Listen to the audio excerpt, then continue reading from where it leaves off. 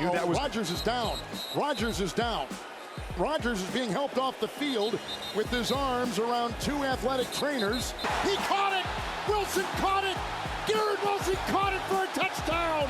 He goes inside the 15, breaks a tackle, 5, touchdown! Touchdown! The Jets have won! The Jets have won!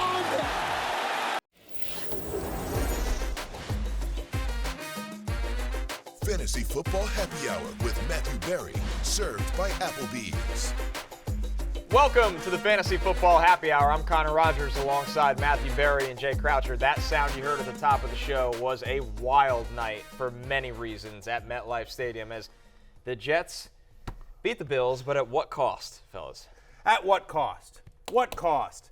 Can I tell you something, Jay? Yes, Matthew. It's very upsetting because Connor Rodgers is Mr. SNY, as you know, and SNY is all in on the Jets, right? Yes, I've heard. Yeah. Broadcast. It's a big part of the business. Portfolio.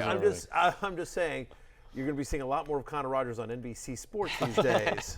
SNY no longer has a need for Connor's service. What are you going to do? I don't want to make jokes about. I feel terrible about it. Look, first off, awesome victory. Let's start with the positive. The game was unbelievable. The game was unbelievable. Garrett Wilson, anytime touchdown, never in doubt. Yep. Never in doubt. It looked so easy. My best bet yesterday, never in doubt, anytime touchdown. Maybe they should for throw Garrett to him. Wilson. Maybe they should actually throw to him. Yeah. It's unbelievable. Unbelievable victory for the Jets. Thrilled for them on what was such a tough night. To win a game like that, divisional rival. By the way, just so many stories, right? So Garrett Wilson, the amazing touchdown. Zach Wilson, obviously uneven, but a bit of a redemption for Zach Wilson, right? He ultimately leads his team to victory, right? And the kid from Hard Knocks, Xavier Gibson at his moment, right? Yep. What a storybook ending. So I feel for my friends who are Jets fans. Connor, a lifelong Jets fan. Are you? It's always every day by day. I Where wouldn't are you say today? lifelong, half lifelong. Half-life Jets fan. Okay. I like this. I'm all in on the Jets now. I think they're the most sympathetic team in the league. So From the most hated to the most sympathetic. Exactly. I'm right in on them. Right. But you're not a sympathetic guy. You usually you like the villain. Yeah. Maybe I'll be a Browns fan. Yeah, exactly. Too far. Yeah. So anyway, I was just going to say it's a great victory. We'll talk about Zach Wilson here in a minute here. But obviously the big story, guys, is Aaron Rodgers. I don't have any shares of Aaron Rodgers fantasy-wise. He was my quarterback 17. I didn't think he would have a great fantasy year, but I also didn't think he'd be injured 4 plays into the season, Jay. No. And, firstly, Matthew, Connor's still got the Mets at SNY, and they're having a fantastic season, so that's fine. Great thing to jump to. Fantastic. I thought Bill Jets fans drink free, by the way, as you can see on the sign, obviously. For all of eternity. Yeah, pretty much. Like it.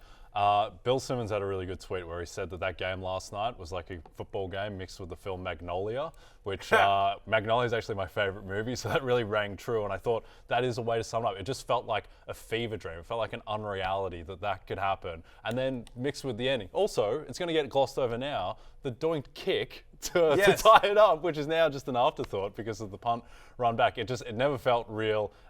It's going to be the most memorable game of the season for a lot of reasons, I think. Now we move on to the Zach Wilson era again. So much to dive into, but I just want Penn State Blake, just make a note of this so we can come back to this, that Jay's favorite movie of all time is Magnolia, which I have massive issues with. That's an awful movie. It's so annoying. It's so over the top, and oh my God. I didn't appreciate Paul Thomas Anderson coming out publicly 15 years after the film saying that he screwed it up. I'd already decided that it was my favorite movie. There's moments that are awesome about it, but there are also things that just drive me Anyway, all right. We'll do the Magnolia pod. Right, we'll do a whole Magnolia pod where we debate that movie. I don't even think... Forget your favorite. I don't think it's his best movie. I don't think it's even close to his best movie. He's got a lot of really good movies. Yes, exactly. But anyway. All right. Aaron Rodgers. This is bad. It's not good. Hashtag analysis. Thank you. Good night. Well done.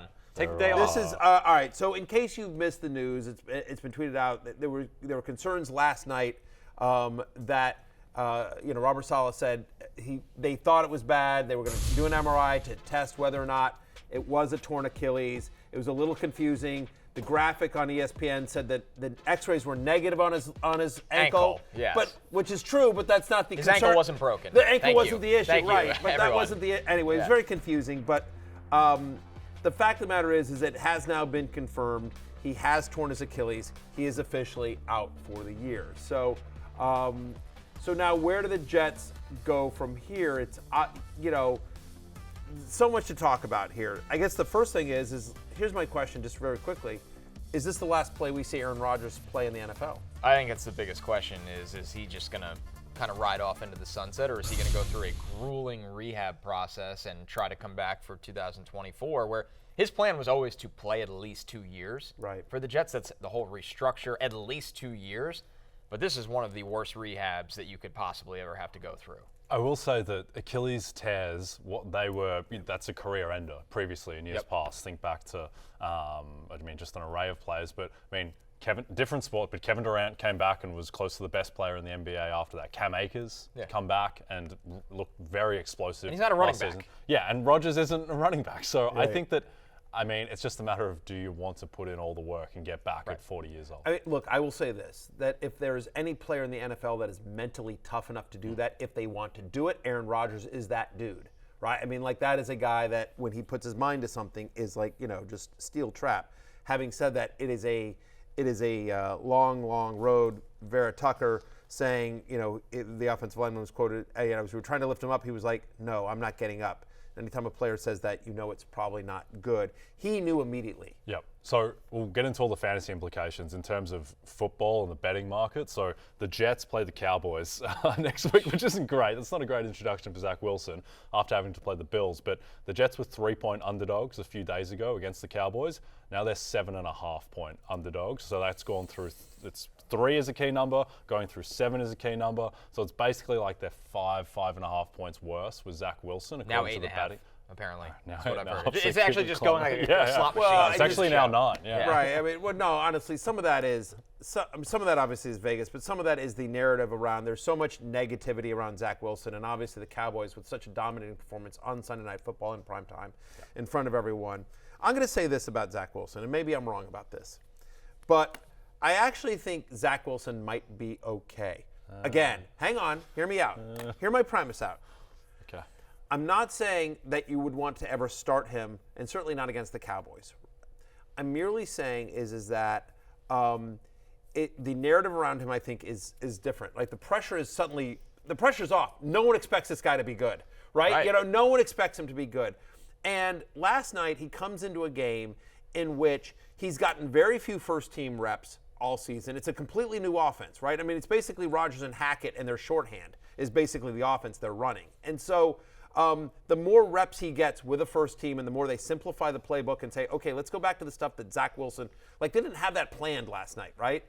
And so, he'll struggle against Dallas and he'll make some, but, there's a reason that Zach Wilson was the number 2 overall pick in the NFL draft a couple of years ago. This guy, it's not like the guy has no talent whatsoever.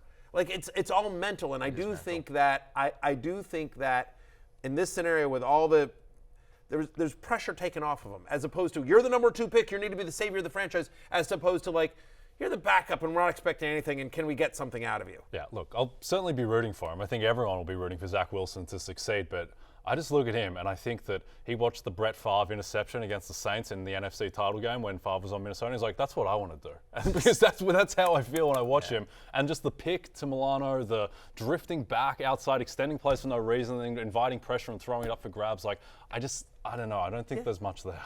It's going to I'm not saying the guy's going to be great. What I am going to say is that I think the guy will be decent enough to hopefully, certainly keep, we'll get into the running backs here in a second, but hopefully he's good enough to keep Garrett Wilson afloat, right? So last year, Garrett Wilson, in games that Zach Wilson did not start, averaged 17.9 fantasy points per game, 17.3 I should say. 17.3 fantasy points per game. He was the 9th best wide receiver in fantasy on a points per game basis. In games that Zach Wilson played last year or started, Garrett Wilson averaged 8.6 fantasy points per game. He was wide receiver 61. So again, really stark differences. And so that's the biggest concern, I think, of going from Rodgers to Zach Wilson is, what does that affect Garrett Wilson, who most people had as a borderline wide receiver one this season? We all expected him to ascend this year, Connor, with Rodgers under center, and now it looks like it's going to be the Zach Wilson show. He takes the biggest hit out of everyone, right, when you look at this offense, because obviously not only was Aaron Rodgers going to lift him up, but the amount of targets he was going to see in an offense that would simply throw more with Aaron Rodgers compared to how much they're going to throw with Zach Wilson, assuming they don't make a move for a veteran. So that's what really hurts. You saw the communication already between Garrett Wilson and Aaron Rodgers in the preseason. They'd been working on that from OTAs throughout training camp and had a lot of success with it. And now Zach Wilson and him have to find that. It's as simple as that. But I think it's on Nathaniel Hackett, too, to get Garrett Wilson involved with easy throws, because that's something they did not do last night. So here's my question for you, Connor. So the next 5 weeks for the Jets, at Cowboys, New England, Kansas City, at Denver, Philadelphia. I'm just going to go out and say that's the toughest 5-week stretch any team has got coming up. And then they go into the bye. What chance do you think Zach Wilson is not the starting quarterback coming out of that bye? Forget injuries and stuff, but that they sign Carson Wentz or they trade for Jacoby Brissett or something. What do you think the chances are there? Or where's Joe Flacco these days? Oh, God. Matt Ryan. Not with the Jets. I think a true coin flip, and that might even be generous, honestly. I might put it at 40-60, honestly. That I makes think, sense to me. number one, they have to make some kind of move anyway, and that doesn't have to be a move that, hey, you're starting this week against Dallas. Tim Boyle's the next guy after Zach Wilson. That's not a player that you're not suiting up Tim Boyle. Right. I'm sorry. It's just you're not. So they are going to make a move, in my opinion. It's a matter of what is the urgency of that move. Is it trading for somebody that can actually play, like Jacoby Brissett or even Jameis Winston? Or is it getting somebody off the scrap heap right now, Carson Wentz, that we really have no idea if he can play anymore? That's the lingering question. But will they make a move? They have to make some kind of move for this team. You know, what's interesting, right, is that because that the trade with the Packers that had Aaron Rodgers played 60%, I think over 60% of the snaps this year, they owed the Packers a first-round pick, which they were more than happy to give up. They wanted Rodgers to play 100% of the snaps, right? But now that obviously that Aaron Rodgers is only going to play 4 snaps in the 2023 season, it's now a second-round pick, which means a first-round pick that they'd already sort of mentally written off is there for the taking. Do they take that first-round pick and make an offer to somebody else? Because this team is built to win right now. So as it stands right now, I think they can't trade it right now because it is a conditional pick. I wonder if that condition locks in, if they put him on IR or something like that. But the problem the Jets always had is they can't trade their first or second round pick as long as those conditions are lingering, which is a really odd wrinkle in all of this. I'm not sure there's anyone they could really change. I mean, Stafford or something. The Rams look good. A lot of people, Jets fans, messaging about Stafford. Like, I think Stafford looked pretty good in LA. I think they might want to keep him. Yeah, I don't know if Sean McVay's signing up for that. Yeah, what he did with Puka Nacua, who we'll get into. But yeah, look, this Jets team is too good to punt on this season. You cannot go forward with just Zach Wilson. They have to make a move, to your point. They just have to. They try to bring back Mike White. Call Miami. Yeah. We need him back. It's a divisional rival. Right? That's fine. It's probably listen, I mean, I don't know. I saw about 8 million memes last night. I got a bunch of Tom Brady in Jets gear. I got a bunch of texts, not from either of you two assholes, but I did get it from a bunch of my actual friends that put me on text threads. We kept the memes in our direct. Yeah, no, train. I understand. Listen, I get it. For all of the problems around the Jets right now at the quarterback position, Jay, you brought up just this team is too good to mail it in. Before we move off, to me, there's nothing to do with Garrett Wilson other than just like you have to hope, right? You drafted him. Like, I'm not selling quote low. I mean, again, it's going to be a tough stretch, but hopefully volume gets there. And again, we did see like in a game in which Zach Wilson was not scheduled to play in a tough matchup, he still managed to get into the end zone. Obviously, it was an acrobatic, insane catch. But the fact of the matter is, still 5 for 34 and a touchdown. At the end of the day, Garrett Wilson had a productive fantasy day on a night that a lot of players on that field did not. And he's going to be very high variance, high upside because teams are going to want Zach Wilson to throw. And Garrett Wilson was covered one-on-one a lot of last night, and they just didn't throw it to him until they did. But game script also, I think, worked against Garrett Wilson having a big game last night just because it was close in the fourth quarter. Salah clearly didn't want to put the game in Zach's hands. So certainly, particularly the schedule coming up, they're going to be throwing. Yeah, I think Garrett Wilson is just too good of a player to be completely wiped off the board. And I think another guy that fits that mold that we got to see in a highly anticipated return was Breece Hall. And we got to hear from Breece Hall after the game on his return from long injury. I mean, once I got on the field, I was like, all right, I'm still that dude. Like, anytime I touch the ball, I can do whatever I want with it. So I always have that mentality. But, I was just happy the coaches kind of stuck with me today. And then, they said I was going to have a pitch count before the game. But I told them, like, I know I'm on a pitch count, but if I have to, I will. So they kind of just rolled with me and Dalvin and MC just carrying us today, so it was cool. Did you think you were going to score on that long run, that 83-yard? I did, but I ain't played a game in a year. I got tired, bro, so I was like, he caught me, but I won't get caught next time, I don't think, bro. I think I'll be good. So that was Breece Hall, who you heard him. The coaches had him on a pitch count. The funny part is that pitch count of only 10 rushes, 127 yards, Matthew Berry. Breece was galloping like we saw when he was fully healthy his rookie year. It was unbelievable, especially because, by the way, he just looked at different speed than Dalvin Cook, who's not a slouch. That's what's crazy is it's like you were like, wait, which one's the healthy one and which one's the guy coming off injury? Like, he just looked like a different gear than Dalvin Cook against the same team, and I did think they would be able to run somewhat effectively against the Bills. I had a 14 parlay that I'm very upset that I had anytime touchdown. I had I had Garrett Wilson anytime touchdown. I had the under on the total. I had the under on Gabe Davis, and then I had the over on Dalvin Cook rushing, which I missed by about 15 yards, unfortunately. Very upsetting. Would have paid me quite a bit of money. And I'm here back with you, jerks. Unfortunately, would have been able to retire. What are you going to do? Try again next weekend. Yeah, next weekend, I guess. No, all seriousness. Breece Hall was ranked higher than Dalvin Cook in drafts by me and by a lot of other people, and you saw why. And so I think that my analysis when we found out that Breece Hall was going to be back for the regular season and they signed Dalvin Cook, my analysis at the time was like, I think if you go back to Aaron Rodgers, Nathaniel Hackett 2021 in Green Bay, when Aaron Jones was, getting 15, 16, 17 touches a game and A.J. Dillon was getting 10, 12 touches a game, like that feels like the right mix. And I think that's the correct mix, I think, moving forward once Breece gets up to speed. Although I think you could see that increase on both ends because, again, I think they're going to want to hide their offense a little bit, and they're going to want to lean on Breece and Dalvin Cook. If anything, what the Rodgers injury does is, to me, it says Dalvin Cook's going to have more value. Breece Hall is clear. That's that dude looked awesome, and wherever you got him, he was a value this year. But I feel like Dalvin Cook's going to get more work than we expected just because of the way the offense is going to evolve. Yeah, I think there were two positives. One, if you take out the 83-yard run, he was still 9 for 44 and a reception for 20 yards, goes over his rushing prop on that alone. And secondly, he's clearly not himself yet. He runs out of gas on the 83-yard. You compare that to the, 77-yarder against the Broncos just before he did his injury. He's still got a ton of upside. So it feels like he's at 60, 70%, and he just went 10 for 127 against the Bills. Look, in his first game back after a torn ACL, he got 40% of the running back carries in this game, 32% of the team snaps. He had, you mentioned, forget the 83-yard run. He still had two other runs of over 20 yards in this game. He finished with the second most rushing yards of any running back in Week 1, despite only rushing the ball 10 times. Right? I mean, he's the only running back with over 100 rushing yards on fewer than 20 rushing attempts. He only needed 10 to get there. He looked awesome. I understand that Jets fans are hanging their heads today because they just oh man, this is awful. We had such optimism and then we don't. But if there is some positives to take away from last night, A, you won the game, and B, Breece Hall looks awesome. Yep.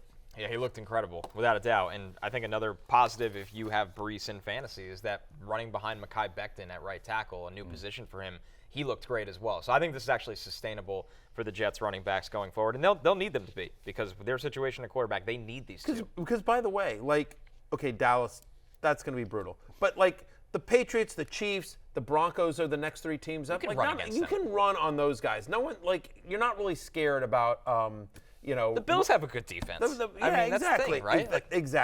Exactly. And I thought their run schemes last night were pretty clever. I thought they were, I thought they did a nice job, and they'll design even more. And so, and you saw them both in the same backfield a couple of times there. So, anyway, I think Breece Hall and Dalvin Cook will be values this year. Over on the Bills side of things, the story of this heartbreaking loss was Josh Allen's turnovers, as simple as that, once again against Robert Saleh's defense. So let's hear from Josh Allen after the game. Josh, the 4 turnovers, was that something that they did, or is that just you maybe forcing the ball, trying to force the ball in a little bit? Yeah, trying to force the ball.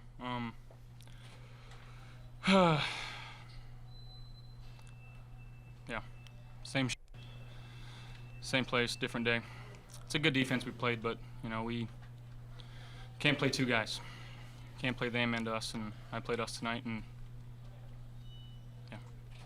yeah. We prepared so hard. The effort was there. Our guys played so hard. Defense gave us opportunities. They played a heck of a game, and it sucks when you feel like you're the reason, and I am the reason why we lost tonight. Pretty honest description there of Josh Allen's night. Jordan White had 3 interceptions against him. Obviously, Allen had the fumble that was forced by Michael Clemens as well. Just kind of reckless play, Jay. To me, the most baffling thing, and look, a couple of the interceptions were basically arm punts. To me, the bigger concern is that he was sacked 5 times, he fumbles twice, has a bad pick as well, and the concern is that he's only pressured on 26% of dropbacks. Like, he wasn't under siege. He was making these mistakes himself. And look, I think that this is just always going to be a part of his game. He's a gunslinger. I mentioned Brett Favre before. That's kind of Josh Allen. And he still has the rushing ability. He goes 6 for 36 last night. I mean, there was talk about Josh Allen running the ball less this year and taking care more of his body. He jumped into like 5 blokes last night. He's just the craziest I've seen from him. Yeah. I mean, just for 1 more yard, he jumped into 5 defenders in one play. Yeah, I mean, 2 of the interceptions were deep balls. Like, in essence, they were basically punts. It looks bad on the stat sheet, but ultimately, that's all it was. The interception on the out route to Gabe, that where he was intending to get to Gabe Davis. He wanted to Gabe Davis. Not cut enough. Like, who knows in terms of that route. Sauce right? and Whitehead though too. I mean, that's the other thing, by the way. I mean, like, the Jets are a really, really good secondary. Like, both games. When Josh Allen, his other 4 turnover game was against the Bills. I'm sorry, against the Jets. Like, I mean, like, having a bad game on Monday Night Football against the Jets, it's not. It's just other people have done that too. Feels like this team just doesn't have a plan sometimes. Like, the Bengals playoff game was a complete disaster tonight. Like, the only way you're losing this game is if you're turning it over 4 times, basically. You just need to play conservative and need a win. doink field goal to even get it to overtime. Exactly. I mean, the fact is that we talked about this in the offseason, that it felt like a lot of times the Bills' plan is like, okay, Josh, go save us. Yeah, put your cape on, Josh. And the problem is that when you do that, number one is, he puts it, and sometimes he just can't do it. Yeah. A lot of those plays that the interceptions came on was him, again, trying to be hero ball and just trying to, like, okay, I've got my cape on, let me see what I can do here. And, like, at some point, other people have to step up. Stephon Diggs had a very nice game here, obviously. 10 for 102 and a touchdown, 33% target share on 13 targets. Like, he's just awesome, but somebody else needs to step up for the Bills. They're home to the Raiders next week. He'll be fine. Yeah, again, Russell Wilson was efficient against them. I mean, again, whatever. Joe Burrow was brutal.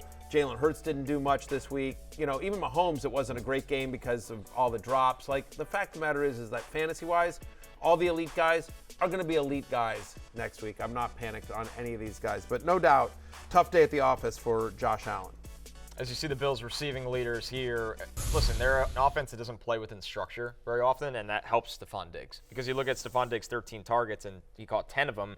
So many of those plays were where Josh Allen extended and Diggs can make something happen along the sideline. So that's great for Stephon Diggs, but it's not good for the rest of this offense. No, and there was the hope that Gabe Davis would bounce back. I mean, again, it's the Jets defense, so we'll see. And it's been 1 week, but I mean, 2 for 32, only 4 targets. Pretty much all came on that one 26-yard completion. They were getting, to your point, to me the biggest thing that needs to be cleaned up is that offensive line. They were getting to Josh way too easily. Yep.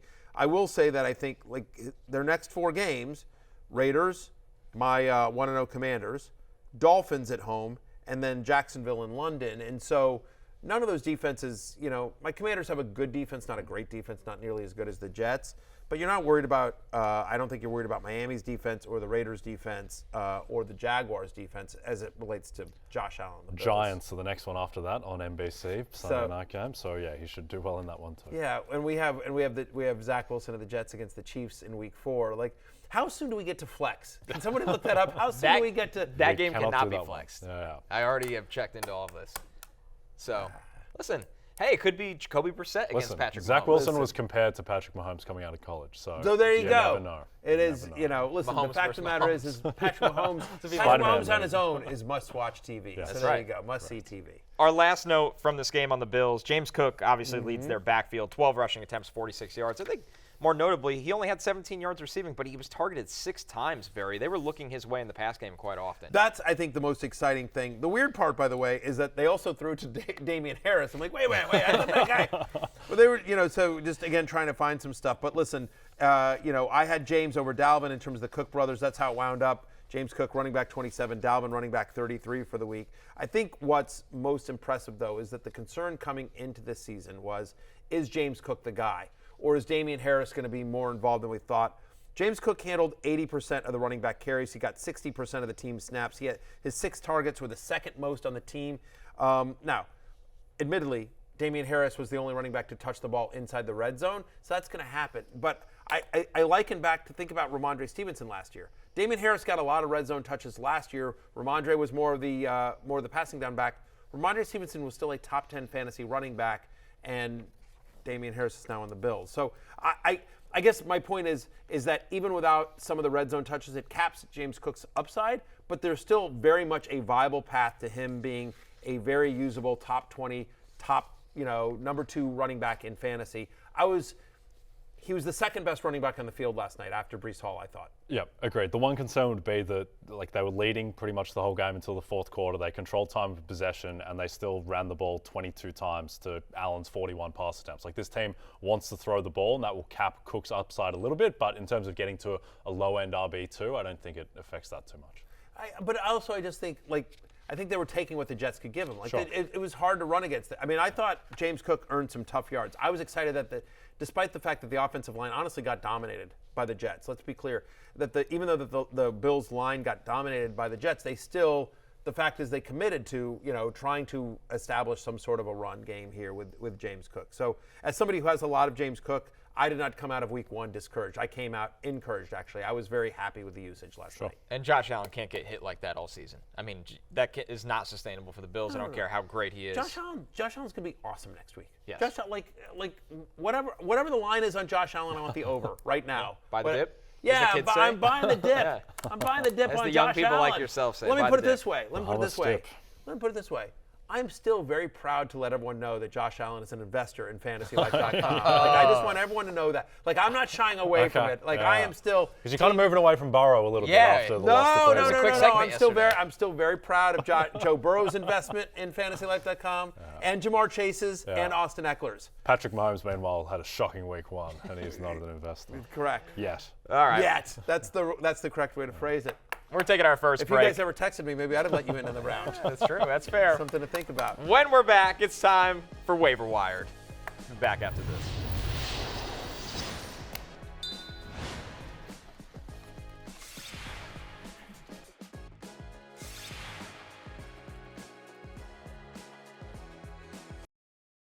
That's the one concern from yesterday. Yeah, I Desmond agree. Ritter did not look good. No! And that was actually another thing that me and Connor were texting about without Yeah, you. without Matthew, you. But Desmond Ritter did not look It's a great. kindergarten. How do I get offense. on this text chain? Yeah. I don't know if I want it, but I I'll don't put think you you guys do. on red and not respond. There but you it's Maybe a like reaction anything. once in a People, while. I can't tell you how many times in my life people be like I'm like, I didn't get invited to that party. They're like, we didn't think you want to come, and I'm like, I didn't want to come. I just want to be invited. I just want to be invited. Yeah.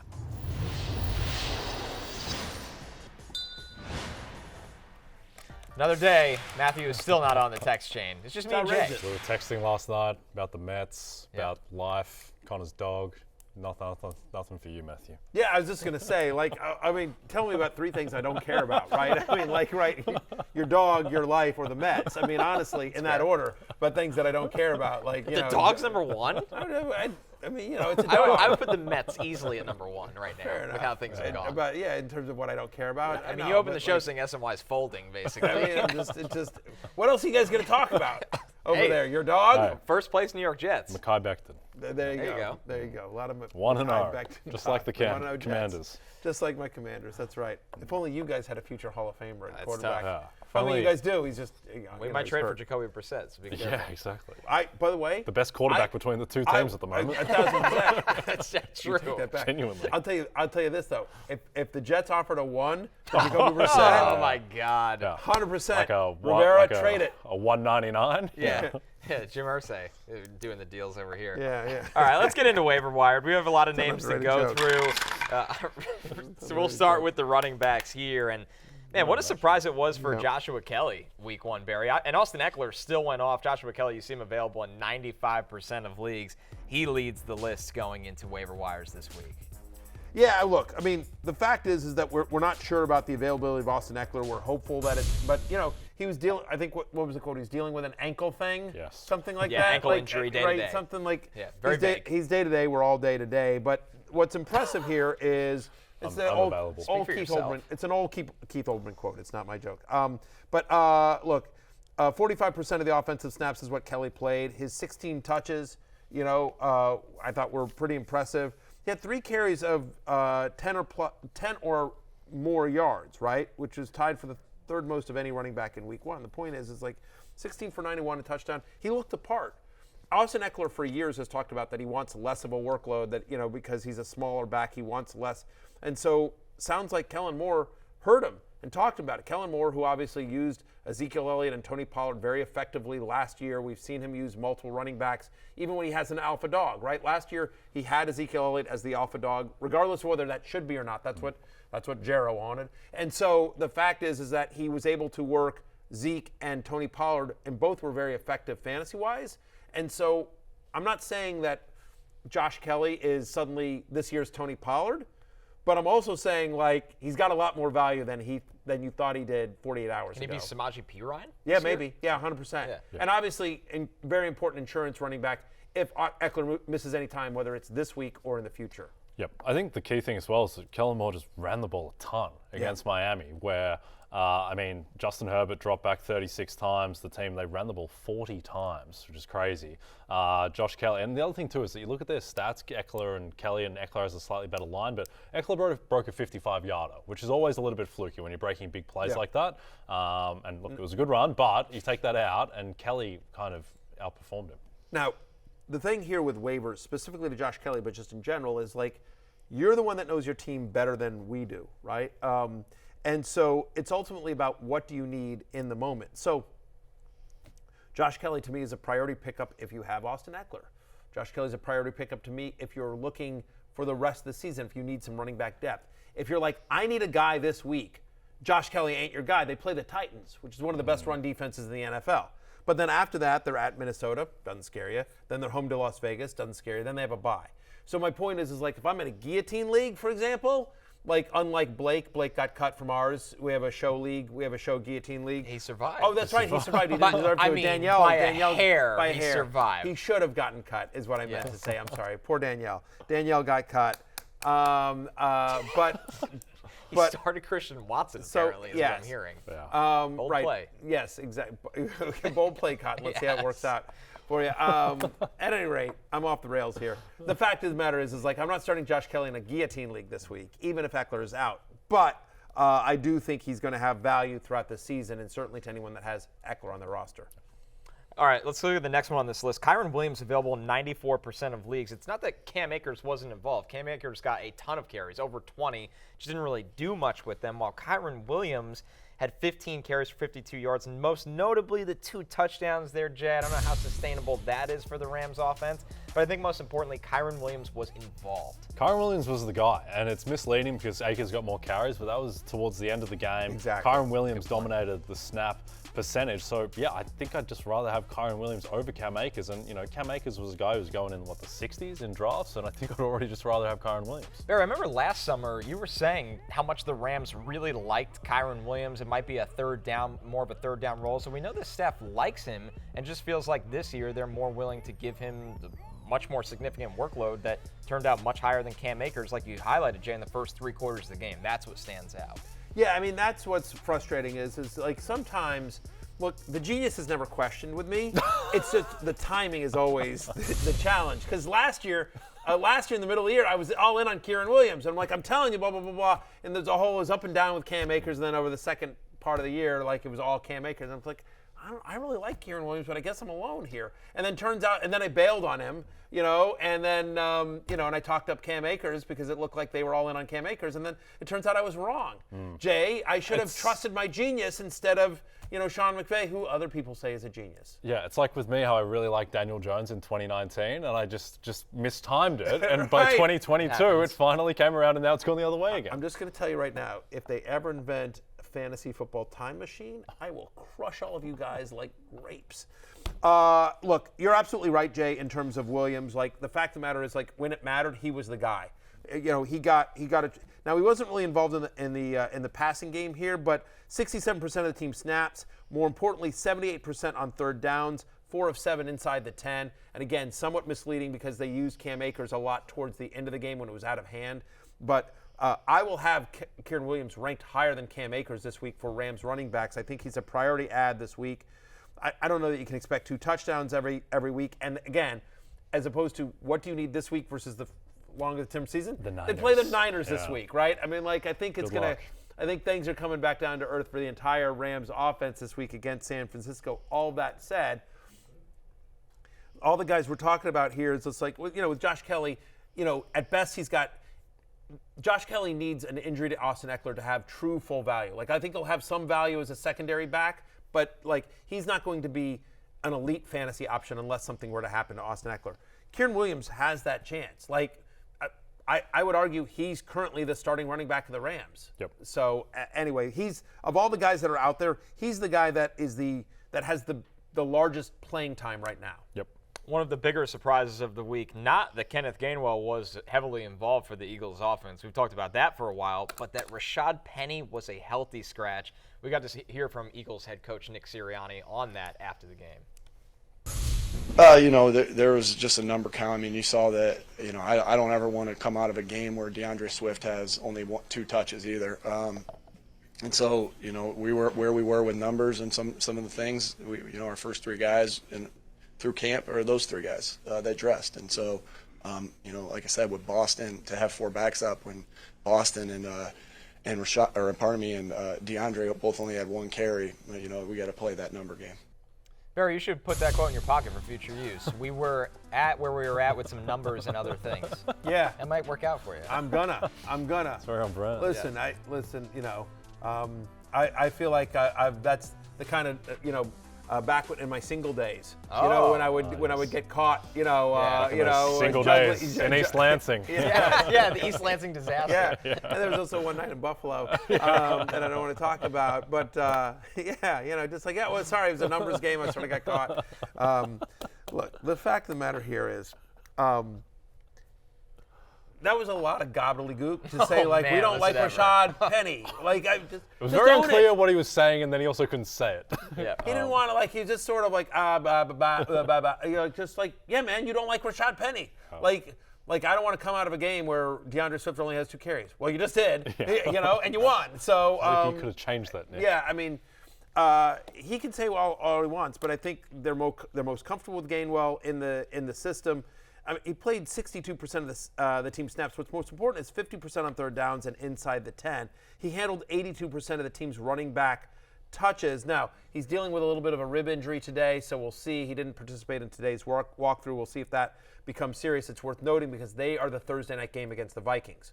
So, short turnaround here. So maybe he doesn't get as much work on Thursday night because he's dealing with a little bit of a rib issue. But it's going to be a committee. Yes, DeAndre Swift and I don't know about Boston Scott. DeAndre Swift will get a little bit more run, but if you're asking me who's going to be my highest-ranked Eagles running back this week, it's going to be Kenneth Gainwell, and I think it's going to be for the foreseeable future.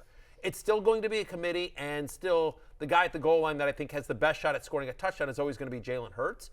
But Kenneth Gainwell, who we've talked throughout the preseason about, Connor and Jay, is somebody that shouldn't be available in many leagues. Yeah, I do think there were some outliers in week 1. I don't think Kenneth Gainwell is going to be out rushing DeAndre Swift 14-1 every week. Of course. I don't think Tyjae Spears is going to be out snapping Derrick Henry every week. So a few things to pour cold water on, but Gainwell's definitely the guy you want. Over in Baltimore, the Ravens' backfield obviously dealt with disaster week 1, losing J.K. Dobbins for the season due to the Achilles injury, and you saw Justice Hill available in 96% of leagues. But I think all eyes with John Harbaugh in his backfield is who else will be involved. And we got to hear from him on Melvin Gordon and the rest of the running back market for the Ravens as it exists.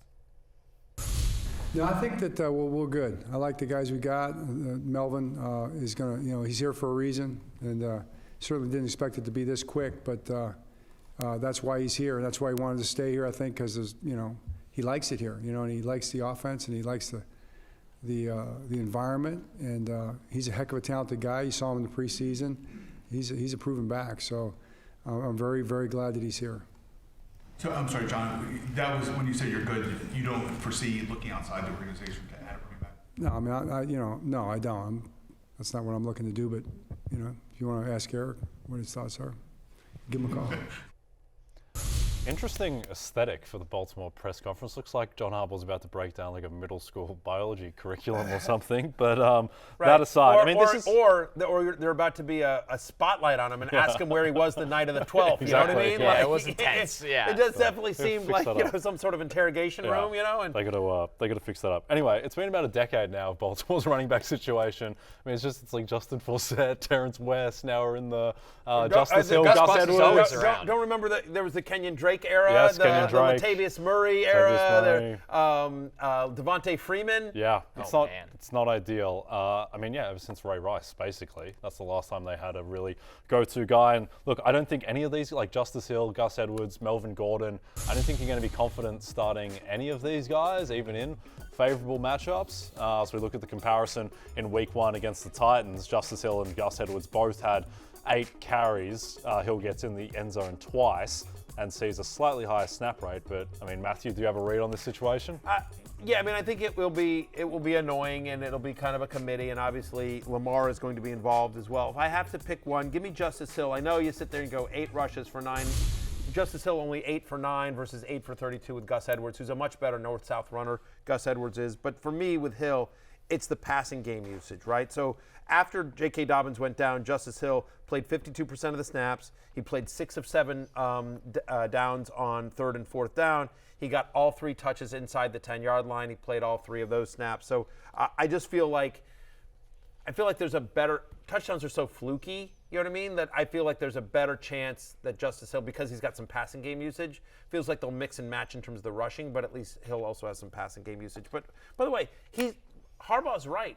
Melvin Gordon is fine. Yeah. You know what I mean? Why he's there. It's why he's there. Melvin Gordon is and there's a chance, by the way, I would not be shocked if, we're talking a week from now about like how Melvin Gordon led the backfield. Because again, Melvin Gordon is a complete back. Like he is somebody who's proven he can do pass pro. He's a good pass catcher as well. He's good between the tackles. A little bit of a fumbling issue.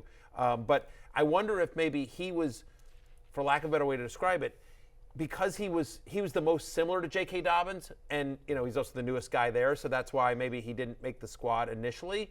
But because now that Dobbins out, maybe they feel like, so we'll see. But if I'm picking one right now, give me Hill over Edwards. I do think it's going to be a committee, and I wouldn't spend a high waiver priority or a lot of fab budget on the Ravens backfield. Let's take a look at, real quickly, some other notable running back waiver targets. These are your deeper league guys on the radar right here. Tajay Spears, Roschon Johnson, Chuba Hubbard, Jerome Ford.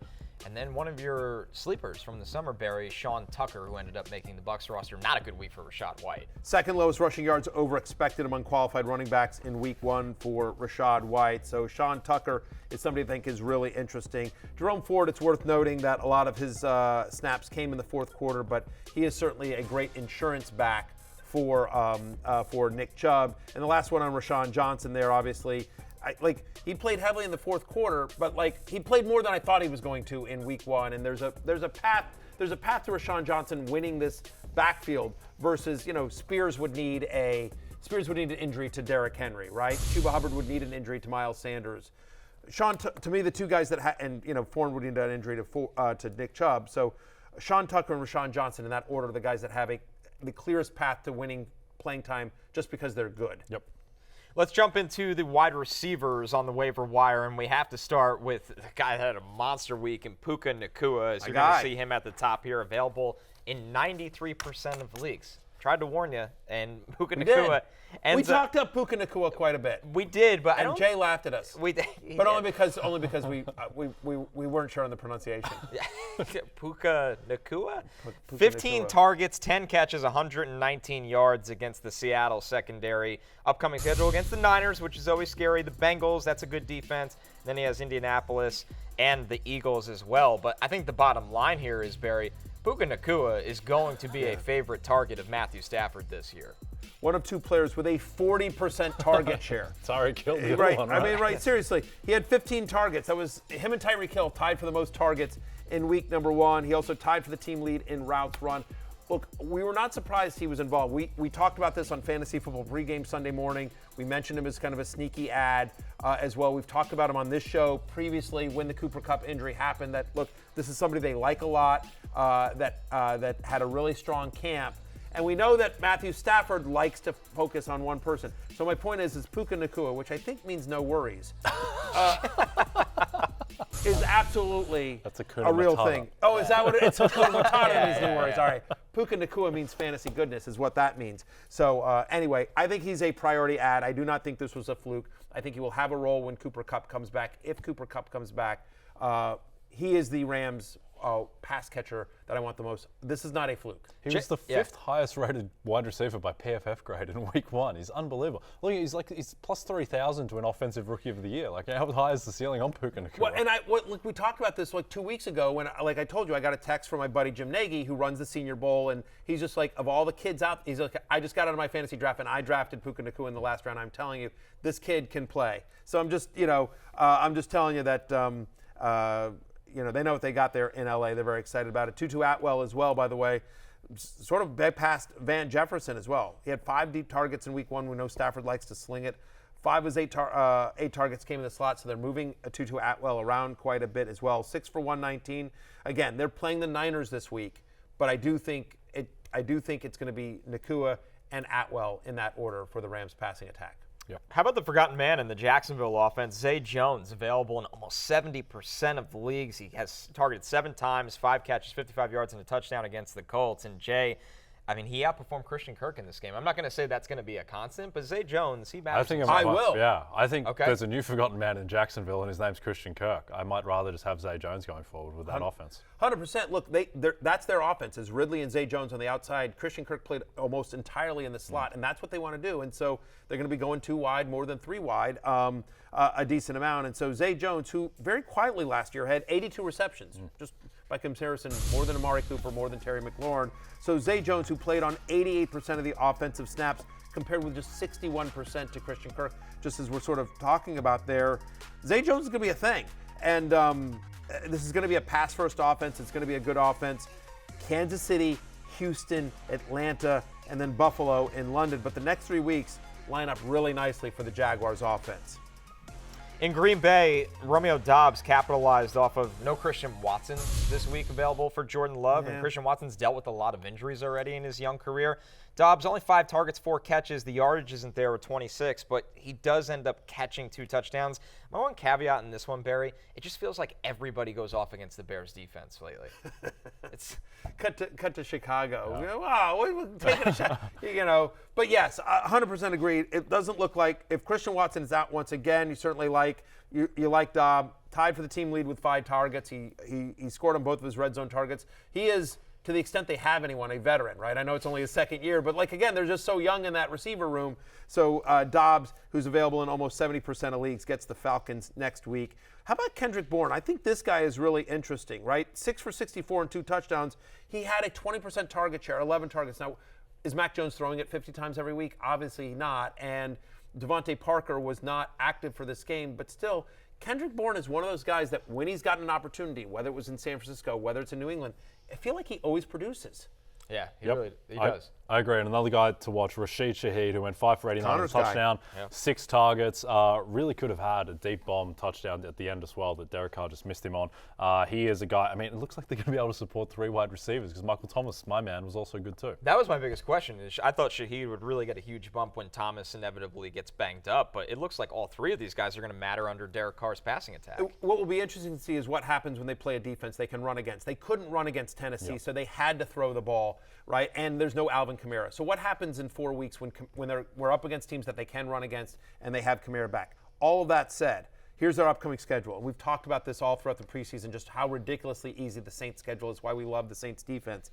But they're at Carolina this week, then they're at Green Bay, they're home to Tampa Bay, they're at New England. Like none of those, at New England is probably the scariest place to play, but still, they should be able to move the ball reasonably effectively against the Patriots. So I'm not ready to say, yes, they're going to pass enough to support 3 wide receivers, but I will say that Shaheed looked really good and gives them an element that they don't have. He did. Okay, and then we'll close I out have it in Olave, with some but Steelers. Beyond Olave.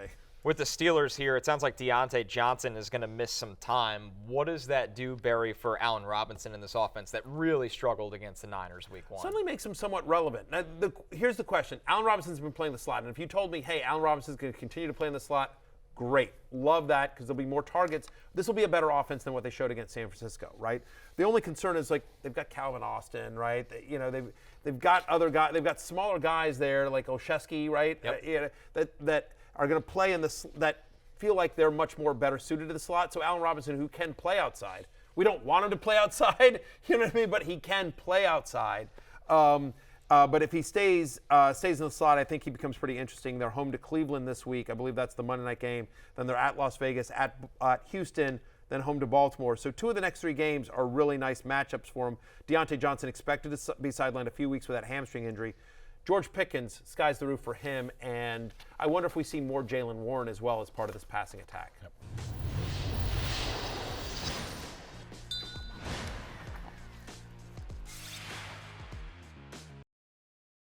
All right, guys, as we look here, we see the tight end receiving yards leaders from week 1. And who do you see at the top there? Hunter Henry, Barry, who has to be somebody that obviously is going to be a priority waiver wire claim if you need a tight end. I mean, he got 56 receiving yards and led the position, which just goes to show you how gross. We need Kelsey back. Yeah, I mean, Andrews we really back. do. And Mark Andrews back. I mean, we need the whole crew back. But the fact of the matter is yeah, look, Hunter Henry's going to be a thing. We talked about him in the preseason as well. 72% route participation in week 1. His 42 routes were the third most on the team. We know that he's always been good in the red zone. We know that him and Mac Jones have a connection. We know that Bill O'Brien likes to run 12 personnel quite a bit, and that Hunter Henry is significantly ahead of Mike Gesicki in terms of the pecking order there. So, think they play the Dolphins this week. And they're at the Jets you don't love at Dallas. So it's some tough matchups here, but because there's tough matchups, you think maybe he gets peppered a little bit more. Again, 556 and a touchdown. He's available in 84% of leagues. Next guy on the list for me is Luke Musgrave, who we've talked a lot about. He should have had a touchdown in this one. It just falling backwards and, just Jordan Love didn't hit him correctly, but he led the team in routes run in week 1. He played on 75% of the offensive snaps, and now he gets the Falcons that just gave up, five receptions and a touchdown to Hayden Hurst.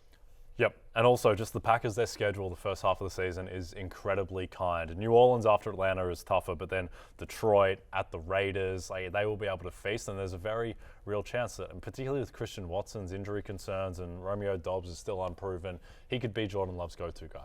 The final one there, Hayden Hurst, of course, who could become a favorite target of the young quarterback and Bryce Young. Targeted 7 times, caught 5 passes for 41 yards.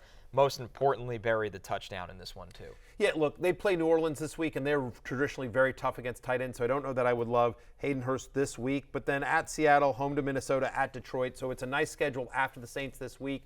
And again, honestly, I don't know how much you watch that game, but, listen, I love Adam Thielen. He's a friend of the show. He's been on the show. He's awesome. But, there's a reason he's not on the Vikings anymore. By right? the time catch up to everyone, Barry. You know a lot about that. I do. Factually correct. Believe me. Adam Thielen, me and Adam Thielen. I get it, brother. Especially with DJ Shark banged up as well, Hayden Hurst, again, young quarterback that wants to be conservative. And let's be clear, Frank Reich has used the tight end traditionally whether it was in Philadelphia, Indianapolis. The tight end is usually a big part of the kind of plays that Frank Reich calls as well. So Hayden Hurst, just want to mention, listen, we're hoping to get Travis Kelce and Mark Andrews back this week, but if they don't, Noah Gray and Isaiah Likely. I know it was brutal for Isaiah Likely, but the fact is it was brutal for the entire Ravens offense. They didn't need to pass that much. Just a weird game. Lamar was terrible as well against the Houston defense. Didn't really make sense. Felt like very much a growing pains game under Todd Monken.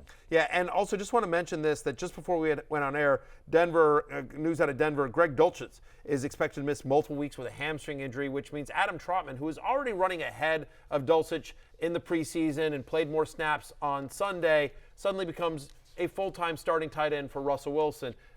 Much more, it's a deeper league ad, or if you're in a tight end premium league where you're just looking for anyone with a pulse, but just want to mention that I do think suddenly he's on the deeper league radar. And of course, due to the Aaron Rodgers news, there will be fantasy players this week maybe looking to pick up a quarterback here, Barry. Who tops your list out of the waiver wired quarterbacks? It's so weird how things work, right? So, Jordan Love replaces Aaron Rodgers in Green Bay, and there's a chance that Jordan Love is going to be replacing Aaron Rodgers on a lot of fantasy teams out there as well. To me, he's the best available quarterback that's available more than 50% of Yahoo leagues. He's available in about 70% of them right now. Look, he led all quarterbacks in passer rating in week 1. He was third in yards per pass attempt. I thought he looked good. I thought he looked the part. There are a couple of throws that I think he probably wants to get back, but again, as you mentioned, their schedule, right? Yep. Atlanta this week, Saints you don't love, but then home to Detroit and at Las Vegas. So 3 of the next 4 for Jordan Love, I think, are pretty good. He gets you a little something with the legs as well. Yeah, I think his stats were a little inflated against Chicago. One, because of the Chicago defense. Yeah. There was a lot of yards after the catch as well, but they all count the same. And if they're able to scheme up those yards after the catch, then that'll be fine. By the way, and he was on the road at Chicago. That's a tough place to play. And then the next guy available, you're going to think I'm a homer, but future Hall of Famer Sam Howell. Oh, shocker. Look, I'll just say this. Future Hall of Famer Sam Howell, in an ugly game against Arizona, had 2 turnovers, only 1 touchdown pass, and yet was still a top 12 quarterback in week number 1. Again, the rushing is very real. He's had 2 career starts. He's got a rushing touchdown in each of them. He was one of 4 quarterbacks with a rushing touchdown in week 1. They play at Denver this week, which is a better defense than Arizona, but not one that super scares you. The only challenge here with Howell, and this is why I like Love above Howell, at least for the short term, is the schedule. Commanders at Denver, home to Buffalo, at Philadelphia, and then home to Chicago. So two decent matchups, 2 very tough matchups in the next 4 for Sam Howell. Yeah, also, I would like him to run the ball a little bit more. I know he got the touchdown, but only the 2 rushing attempts as opposed to the 5 that he had against Dallas in that last game last year. But that might be the difference between his fantasy value. If he's at 5 carries versus 2. If we saw anything from the Buffalo game, I don't know about this week against Denver, but next week against Buffalo, he's going to be running for his life. Don't worry, you're going to get more than 2 against Buffalo. Make no mistake about that. And then last one here for me, guys, just if you're streaming defenses, I get it. The Giants looked absolutely brutal, but now they go from Dallas to at Arizona. And Arizona's not Dallas. Yeah, from the outhouse to the penthouse. Yeah, exactly. I think Big Blue as a defense, if you're streaming defenses, Big Blue is pretty interesting as well. And look, the Texans, you know what I mean? Like, give DeMeco Ryans credit. Like, they played tough. Like, they played above their talent. 4 sacks, 2 turnovers against the Ravens last week. Now they get the Colts and a rookie quarterback in Anthony Richardson and a suspect offensive line. So I do think the Texans, who are available in 99% of Yahoo leagues, if you're desperate for a streaming defense, could be usable this week against the Colts. Yeah, Will Anderson looked like a monster just from the get-go immediately. Yeah. All right, everybody, good luck this week with your waivers, especially if you lost Aaron Rodgers in fantasy. I feel your pain on that one.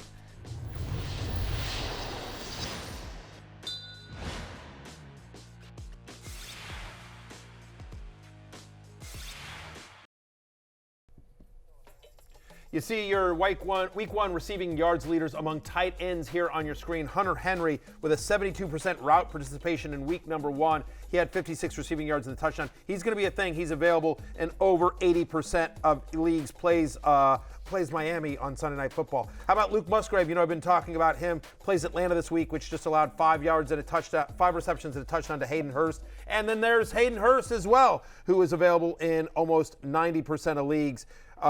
Team high 7 targets. If you need a quarterback to replace Aaron Rodgers, Jordan Love and future Hall of Famer Sam Howell in that order. And if you're streaming defenses, the Giants play Arizona this week, and the Texans get the Colts. All right, Jay, let's get back to the futures here and take a look, thanks to our friends at DraftKings, at some futures bets. Of course, Aaron Rodgers now out. The Jets do get a massive division win.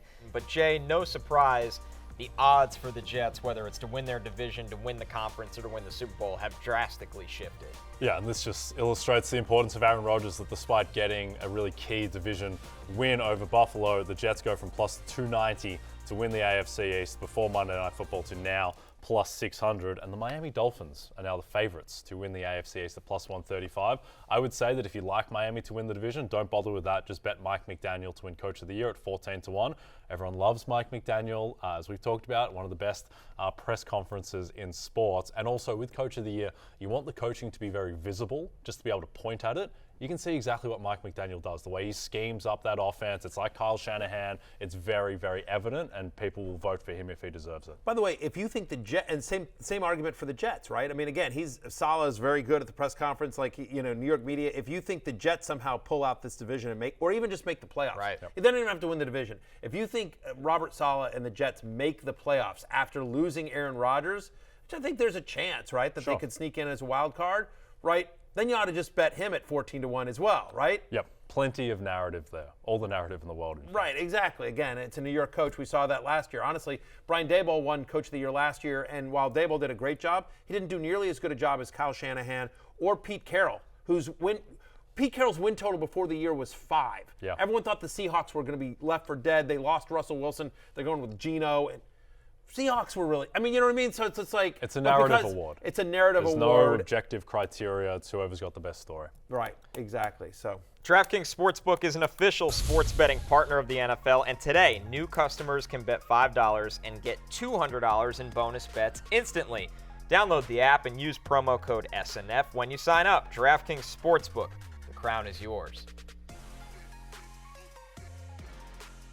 That's all we got. It's closing time. You don't have to go home, but you can't stay here. For Jay and Connor, I'm Matthew. We'll see you tomorrow. Peace out.